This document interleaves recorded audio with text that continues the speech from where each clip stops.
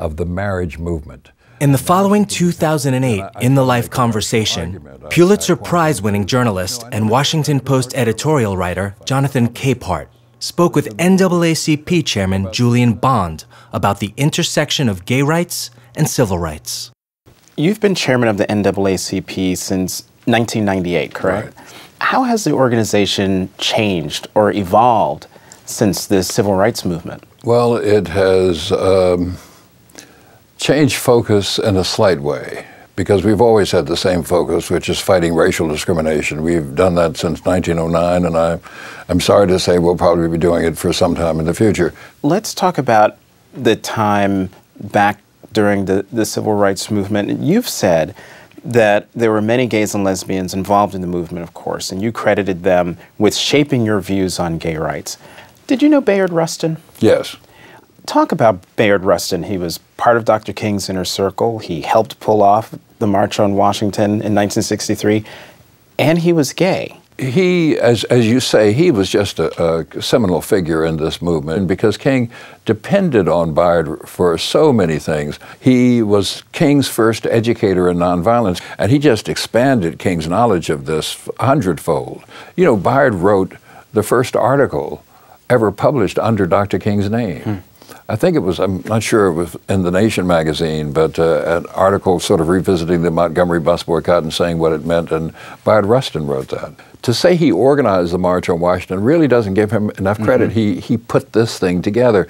Now, we're used to, you know, big protests in Washington nowadays. They happen, it seemed, almost every week or so. But this was almost a first, and it was certainly the first involving black people. And it was a first involving bringing people from all over the country here in Washington for this event. And Rustin just was such a superb organizer. He pulled it off and no problem. You are one of the few prominent members of the civil rights movement to come out full square in favor of gay marriage. It just seems to be something right to do. It seems to me that the right to be married is a civil right. And I believe civil rights ought to be extended to everybody. Who ought not have these rights? What category of people ought not have these rights? I can't think of one. I've been married twice, and I know what the benefits are, the economic benefits are to a couple. And I don't want to shut other people off from these benefits. You opened the 20th Annual Creating Change Conference, sponsored by the National Gay and Lesbian Task Force.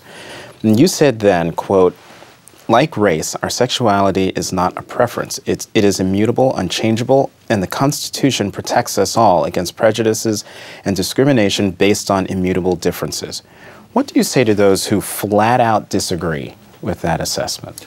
Well, if they seem to be open to some kind of rational argument, then I try to make a rational argument. Your sexuality is an immutable characteristic. It's something you're born with. You don't say, hey, I think I'll be gay.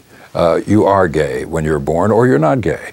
So what is the connection between the civil rights movement and the gay civil rights movement as we know it today? At the bottom, it's these immutable characteristics. You are what you are, and you cannot be discriminated against in this country for what you are. That's the similarity, that's the closeness, and the fact that the black civil rights movement came to public attention before the gay civil rights movement, which is existing at the same time, but I don't think well known to people. These draw from each other, and the gay movement draws tactics and techniques and songs and slogans, as did the Hispanic movement, as did the women's movement.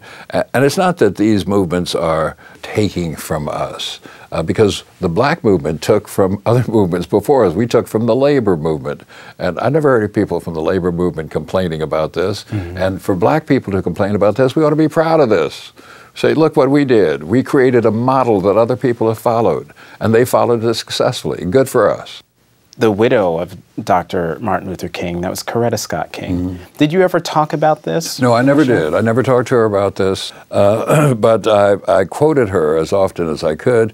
And when she died, and it was announced that Ebenezer Baptist Church, where her husband had been pastor, was too small for the funeral ceremony, and it was instead headed for a church run by a notorious homophobic minister in Atlanta, I decided not to go.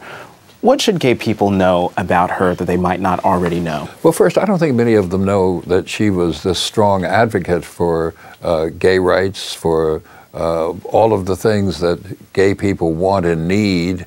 I think her advocacy of these things is relatively unknown. And when I speak to audiences and quote her, I can see some of the people saying, really? You know, happily, but really? And so I think they could learn some more about her. She was in many ways a remarkable person, and to think of her as the wife and widow of Martin Luther King in some ways diminishes her, because she was more than that, she was greater than that, she had a life of her own, she was an independent person, so of course she was the wife, of course she was the mother, of course she was the standard bearer after he died, but she was more than that. Mm-hmm. You have gone basically around the country campaigning against anti-gay marriage amendments in various states. Did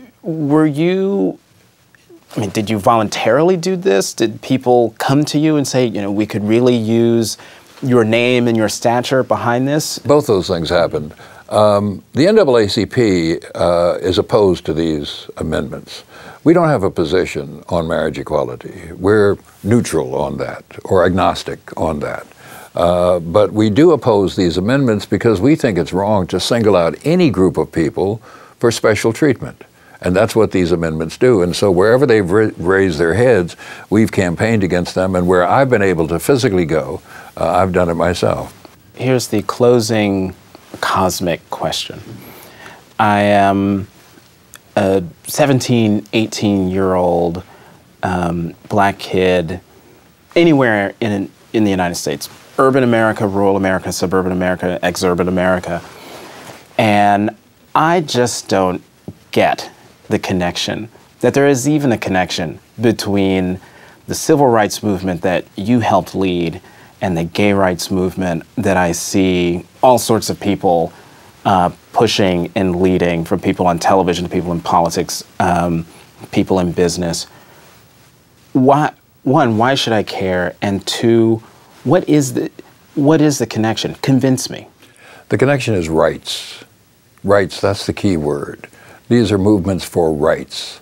And these are movements to ensure that everyone has these rights. And this 17-year-old kid may not think he's ever going to get married, or if he's straight, is going to marry a woman. But this guarantees his rights. And if he's not interested in his rights, then I wouldn't spend much time talking with him.